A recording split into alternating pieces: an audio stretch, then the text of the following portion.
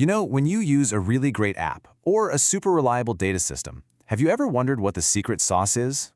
Well, a lot of the time, it's not some brand new, crazy invention. It's actually a collection of elegant, reusable solutions. Think of them like proven recipes from a master's cookbook that engineers turn to again and again to solve common problems. So let's break this down with a fantastic analogy from the book. A design pattern is basically just a recipe, and the example they use is for flan, that amazing creamy dessert. A recipe gives you a template, right? It gives you the ingredients, the steps, all to solve one specific problem: how to make a delicious dessert.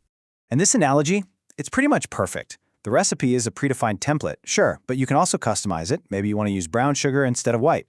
It's totally reusable. Once you've got it down, you can make that same awesome flan over and over. And here's the kicker. It has consequences. Just like eating flan every single day might have some health implications, choosing a specific design pattern affects your whole system, from its complexity to how hard it is to maintain. Okay, so if these patterns are our recipes, then every good chef needs a kitchen. And in the world of data engineering, our kitchen is the data platform. This is the whole environment where we bring our ingredients, our data, and start using these recipes to cook up something really valuable. And here's what one of those kitchens can actually look like. This diagram shows a platform for blog analytics. See over on the left? That's where all the data ingredients come in. We call that ingestion. Then in the middle, you've got all the processing jobs. That's where all the real cooking happens. And finally, on the right, you have your organized storage, kind of like a pantry, where the finished product is ready to be served up. All right, so let's jump into our first couple of recipes. Before we can cook anything, we have to get the ingredients into the kitchen in the first place. And in data engineering, there are two main patterns for doing this: what we call a full load and an incremental load. The difference here really boils down to efficiency. A full load is the simple, brute force way. It's like photocopying the entire phone book every single day. Sure, it works, but it's incredibly wasteful if only a few numbers changed. An incremental load, on the other hand, is way smarter. It just looks for what's new or what's changed. For huge, constantly growing data sets, this is an absolute game changer.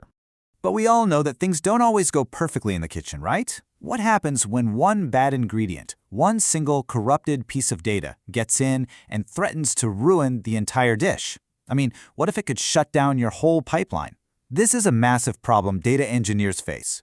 Well, that's where this next recipe comes in, and it's a really clever way to handle these kitchen mishaps. It's called the dead letter pattern, and believe me, it is an essential tool for building systems that don't just fall over when something goes wrong. These bad records often get a pretty intense name: poison pill messages. And honestly, it's the perfect description. Because just one, literally one, malformed record can be fatal. It can poison the whole process and bring everything to a grinding halt. If you're dealing with a constant stream of data, that's nothing short of a catastrophe. The dead letter pattern, though, is such an elegant solution. Instead of just letting that poison pill crash everything, the pipeline has a kind of safety net built in, like a try-catch block that spots the bad record. Then it carefully moves that one record over to a separate safe place, the dead letter folder, so someone can look at it later. And the best part, the main production line just keeps on humming along with all the good data. It's brilliant. Okay, so let's just zoom out for a second. We've looked at a couple of specific recipes, but why is having this whole cookbook, this whole library of patterns, so valuable for data engineers in the first place? Well, the benefits are just massive. For starters, patterns save a ton of time. You're not reinventing the wheel every single time you hit a common problem.